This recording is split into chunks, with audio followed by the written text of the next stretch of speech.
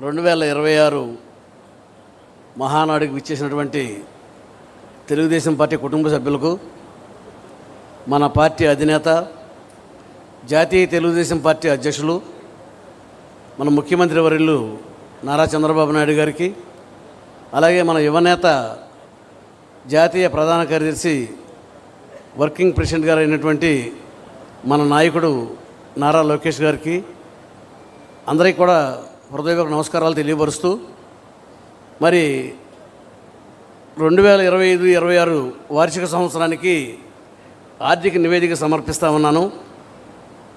దీనికి గాను మన సంక్షిప్త వివరణ ఏంటంటే, సభ్యత్వ రుసుము కింద 1.62 కోట్లు, విరాళాల కింద 58.38 కోట్లు, వడ్డీ ఆదాయం కింద 29.10 కోట్లు, వచ్చిన అద్దె 00.02 కోట్లు, ఇతర ఆదాయం 1.52 కోట్లు, మొత్తం రాబడి 90 కోట్ల 64 కోట్లు 90 పాయింట్.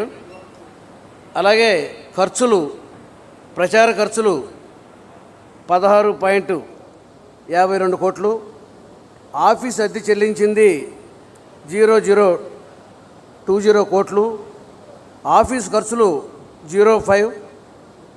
05.09 కోట్లు, తరుగుదల 4.26 కోట్లు, అలాగే ఉద్యోగస్తుల జీతభత్యాలు 00.52 కోట్లు, కార్మికుల సంక్షేమ బీమా కింద 46.26 కోట్లు, ఇతర ఖర్చులు 1.40 కోట్లు, మొత్తం ఖర్చు 74.25 వచ్చింది. మిగులు 16.39 కోట్లు వచ్చింది. పైన తెలిపిన ప్రకారం మార్చి 26 సంవత్సరానికి 16.39 కోట్ల మిగులుతో లెక్కల ముగింపు చేయడం అనేది.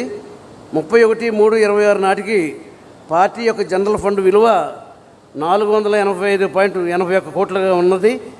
ఈ వార్షిక నివేదికను ఆమోదించవలసిందిగా సభ్యులందరినీ కూడా కోరుతూ, మరి మీ అందరికీ దగ్గర ధన్యవాదాలు సెలవు తీసుకుంటా ఉన్నాను. ఈరోజు ఇందులో ఈ వార్షిక లెక్కల్లో ముఖ్యమైనది పార్టీ యొక్క సభ్యుల సంక్షేమం కోసం అత్యధిక అమౌంట్ 46.26 కోట్లు ఖర్చు పెట్టడం జరిగింది. భారతదేశంలోనే పెద్ద సంఖ్యలో కోటి సభ్యత్వం దాటినటువంటి పార్టీ భారతదేశంలో ఏ పార్టీ లేదు. అది మన పార్టీ సగర్వంగా చెప్పుకోవచ్చు.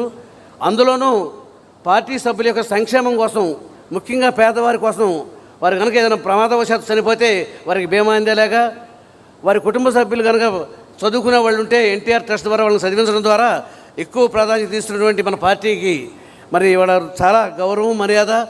ఇవాళ భారతదేశంలోనే తల ఎత్తుకు చెప్పొచ్చు, మన పార్టీకి ఉన్న సభ్యత్వం ఏ పార్టీకి లేదని.